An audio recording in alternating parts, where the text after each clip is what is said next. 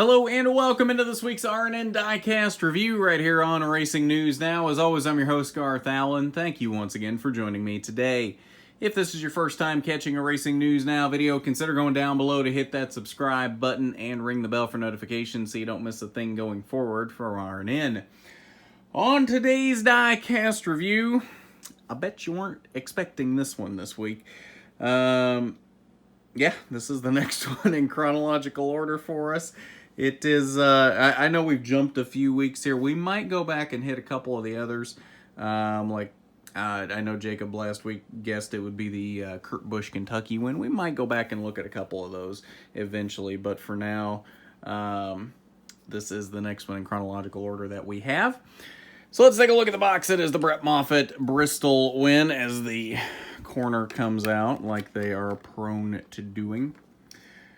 Typical Truck Series race winner box, nothing out of the ordinary here. This one, I didn't even realize that was in the window there. Yes, this is on, like glued into the base like the monster cars are, which was fairly annoying. I didn't expect that, given that, there goes the corner again, given that most of the, or I don't think any of the beer cars are anymore. I'm assuming because it's moonshine that's why it's on a base. I'm not really sure.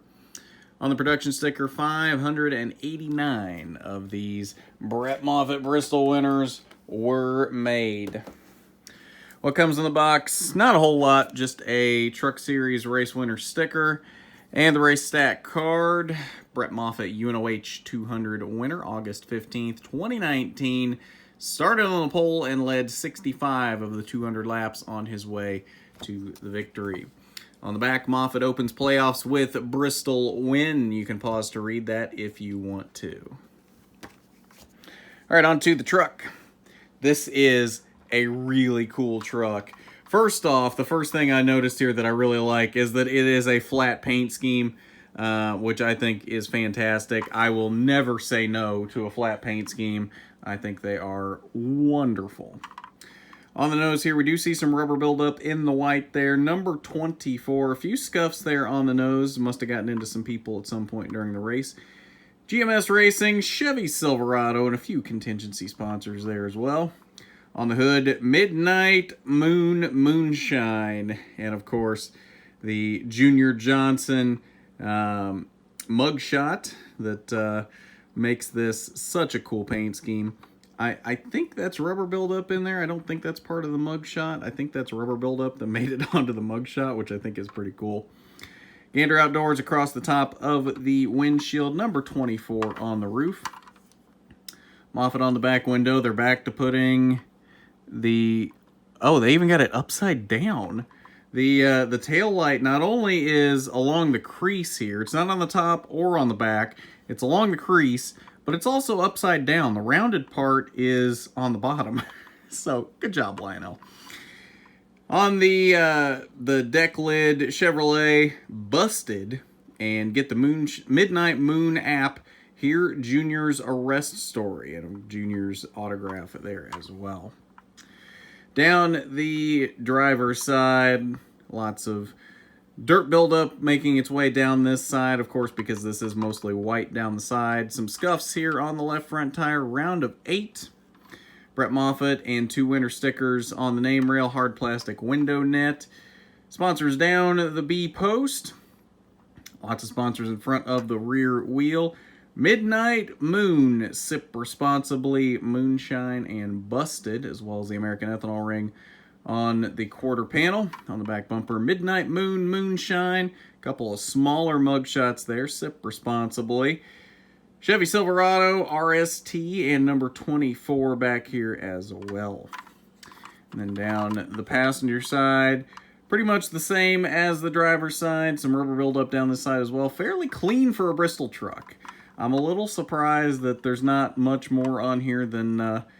some rubber buildup and a little bit of scuffs here on the nose. Pretty clean overall. Not what you'd expect from a Bristol truck. But the paint scheme does make up for that. This is a fantastic paint scheme. And this is the only way to get it. It was not offered in a clean version. So if you want this very special truck, and I believe if I'm not mistaken, this was the only time Brett ran this paint scheme.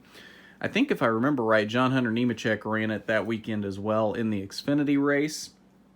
But other than that, I want to say those are the only two races this paint scheme was run in, or any sponsorship from Midnight Moon.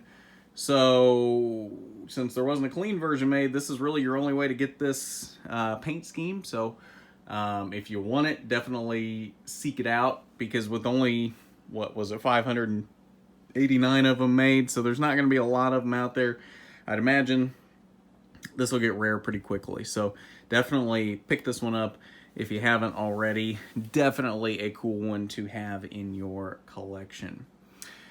iRacing replay coming up on Saturday. We did an iRacing race on Tuesday, an AI race from Daytona. That was the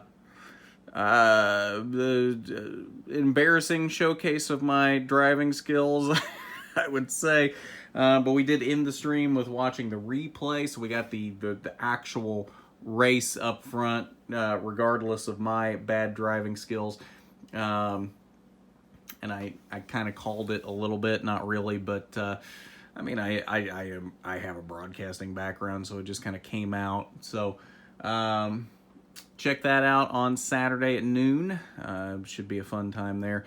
And then NASCAR Heat highlights coming up on Sunday at noon from yesterday's career mode live stream. That was a pretty cool one as well. I got a little heated there at the end of that one. I got fairly tired of things that were happening in that one, so that was quite the live stream as well. Next week on Diecast Review, leave your guesses down below what that will be. Obviously, with this being what we did this week, that probably jumps up the order here of what you think next week's might be, so probably not what you were expecting before this came out, we'll put it that way. So leave your guesses down below what next week's Diecast Review will be.